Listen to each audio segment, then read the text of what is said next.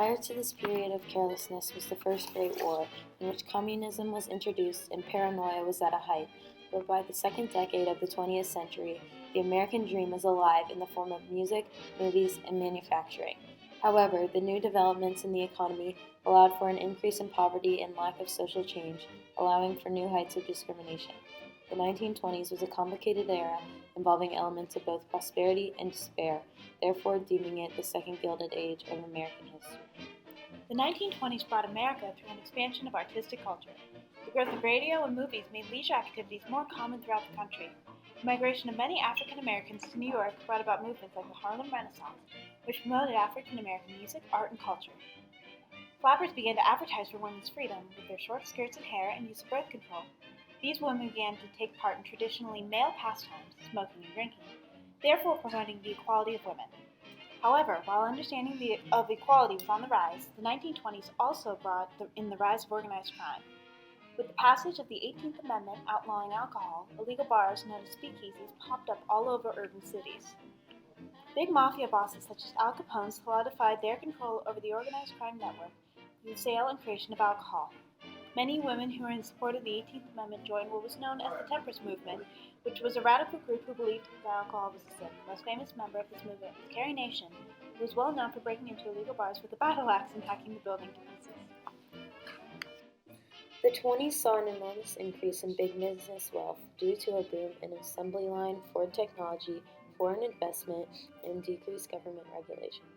The assembly line made manufacturing so much easier, leading to copious amounts of leisure time affecting culture.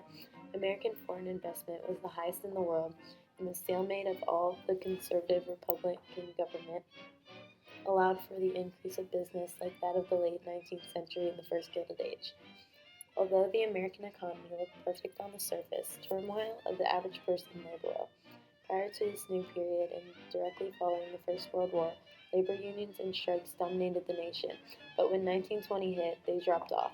Because of the increase of manufacturing and the advertising age ensued, everyone had to have the newest model of everything in order to pursue the American dream, an American quality of life. To do this, all people used credit, the new craze. This problem escalated to the point that by 1928, 60% of automobiles were being purchased using credit. Although corporate rates were skyrocketing, 40% of Americans lived in poverty, and small businesses were dying out. Farms were foreclosed on, and the southern working class was unable to afford the new technology.